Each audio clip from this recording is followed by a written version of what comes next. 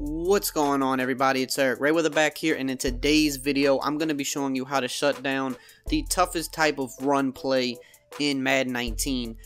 Quite a few videos ago I did a video talking about the best type of run play in Madden 19 since the patch, at least, since they made the run game easier, and that is the stretch. The stretch run is very easy.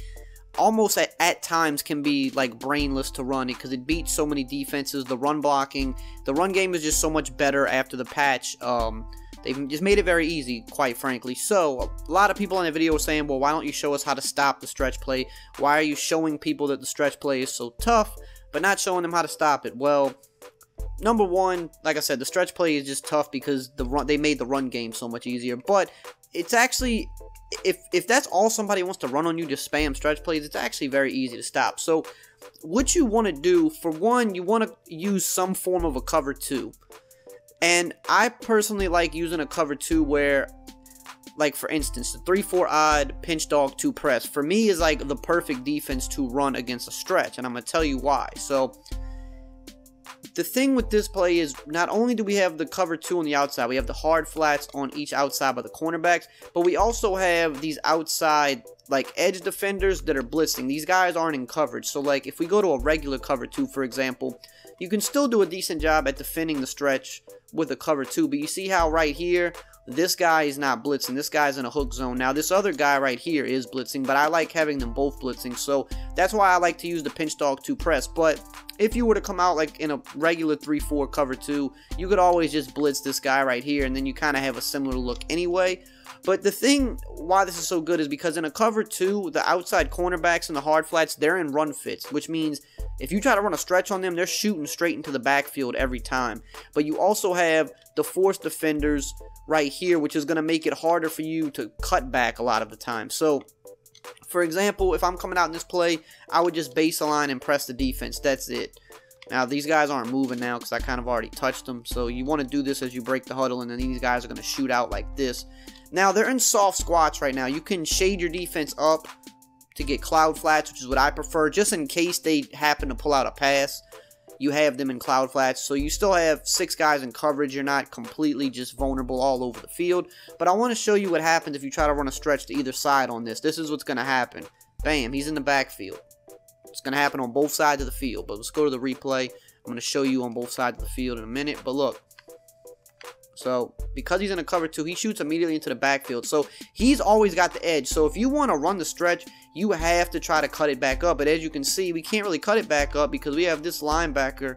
You see how this blitzing linebacker right here, he draws that double team, which means now this linebacker right here, number 59, which is Danny Trevathan, he could shoot this cutback lane. So, you have nowhere for your stretch to go. You have absolutely nowhere to go. And, of course, when you're on defense, you want to be using one of these linebackers. You want to kind of defend the cutback yourself. But with this type of a defense, you honestly don't even have to. It's always going to be better and more preferred if you do, but you don't even have to. So here, we'll flip it to this side, show you the same thing. There ain't nowhere we can go. There's nowhere we can go because they're shooting into the backfield. It's absolutely going to shut down the stretch every single time. So, again, watch what happens. Mukamara, he's there. And we can't really cut back. I mean, we could try to cut back, but we're just getting the ball right here. So we can't really hit this lane quite yet anyway. And even if we did, number 58's right there. He could shoot down. 59, Trevathan's coming over to fill the gap as well. We got Floyd on the end actually getting a good block shit too, which is, again, why it's good to have those those 2 outside defenders on each side rushing. Because if he was dropping back in the zone, then this block shit here doesn't happen. So you're putting your defense in the best position to succeed by both having a cover 2 and also having the outside linebackers in a blitz.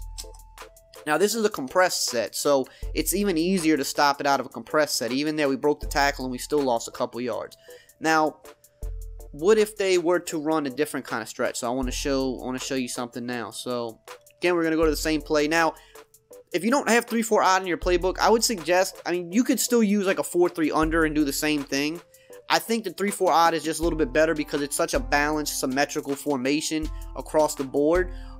You can find 3-4 odd in the Ravens playbook. You can find it in the Lions playbook. If you're a person that likes having 4-3 in your playbook, just use the Lions playbook because it has 3-4 odd, but it also has 4-3 under and 4-3 over. So you still get the best of both worlds. You get 3-4 and you get 4-3. But if you have to have a playbook that's just a 4-3 playbook, then you can just use one of the 4-3 formations, run a cover 2, make sure your outside guys are blitzing. You'll have a 4-down lineman, so just make sure one of your outside linebackers are blitzing, but you kind of just understand the principle of what we're trying to do. So here we're going to go to single back ace. This is another stretch that I showed in the stretch video. Now the main difference here is this is not a compressed formation. If we go right back to the deuce close here, this is what happens. They're lined up inside. It's compressed. It's a compressed set, which means the outside is a lot more open for our cornerback to shoot in. But if we're in a formation like this where there are wide receivers lined up out wide, they have a chance to get blocked. So I'm going to show you what to do to get around this. But first, again, baseline press, shade up, because I just like having cloud flats on the field. And I just want to show you the difference. Now, he may get off the block. He may still shoot in, but sometimes they can get blocked. I'm going to show you how to get around that. So you see here, even with that, there's nowhere we can go. And I'm going to show you once again why. So here, Robert Woods got a block on him. Now, this will happen most of the time where it's like he gets the block, but because he immediately starts shooting inside, he's gonna kind of get that block shed like that. But there's a way around this to make it to where he won't get blocked, and I'm going to show you that in a second.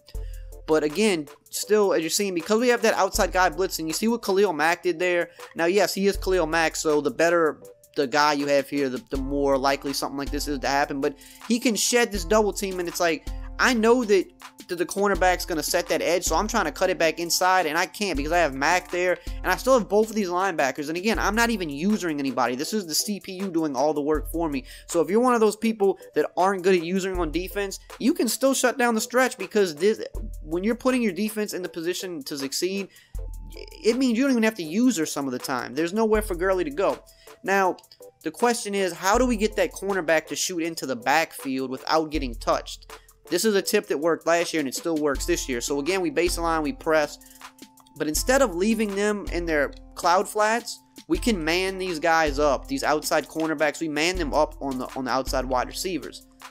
Now, why we're doing that is because this is going to make it to where they pretty much always are going to just come into the backfield unblocked. You see? We're going to go to the replay, and I'm going to show you. He doesn't get blocked this time. Whereas last time, Robert Woods got his hands on him. We block shot it to the inside, which was still really good. But this is even better to just not get blocked at all. So because we manned him up, look at the difference. Robert Woods isn't even going to try to block him. He just runs right past him. And that's just better defense. Again, we can't get around the cornerback here, Kyle Fuller, because he has the edge. And look, we can't cut back up this hole right here. And that's the two things you're doing with a stretch is either you're trying to break it to the outside or you're trying to look for a crease, which is typically what happens more so in the NFL with the type of run like this. You're trying to look for that crease and cut it back up this hole right here. But there's nothing. We have two defenders in that gap. Kyle Fuller on the outside. The stretch is absolutely locked down.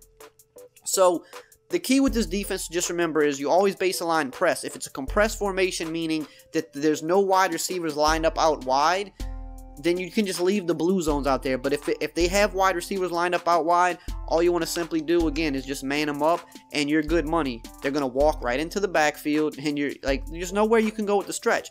Now, yes, if you're playing someone that's a little more experienced and they cat and mouse you, maybe they're running some halfback dive and they're throwing the ball as well, you have to adapt and you have to guess right. Now, you can still stop a dive with this type of defense, but that's going to require you to be able to use a little bit more and shoot the gap with one of these linebackers if they hit a dive. But because it's still a 3-4 formation, we still got 7 guys in the box.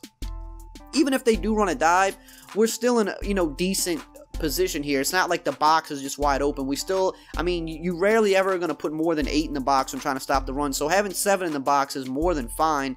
You're still going to be able to limit that. The only thing you have to worry about is if they pass. And again, if they pass, you still have, 6 guys in coverage. You want to use her and try to take away a route. But that's when the cat and mouse game comes. If you catch them in the stretch one time in this defense, let's say they come out in first down and they're trying to hit you with a stretch, boom, they lose 5 yards. You've essentially just won the drive if you just can make, just play solid defense the next 2 downs, because you got them 5 yards behind the chain, or 3 to 4 yards behind the chain on the first down. That means they have to make up those yards plus get the extra 10 yards to get the first down. So now you're in a position where you can play a little riskier. They're probably not going to come out and run the stretch now that it's 2nd and 15. You can come out and play a pass defense and try to blitz, and they're going to be having to try to pick up more yards because you already put them behind the chain. So you have to think of it like that. It is a cat and mouse game, but for people that just want to spam stretch all game long, you just run this, and as you can see, you literally can't get yards on it. They're going to have to go to something else. You're going to, at least if nothing else, force them to mix it up and make it harder on them. You're not going to make it easy for them to just blindly run it down the field. So I hope this video was helpful. I hope you found it enjoyable. And as always, I will see you guys next time.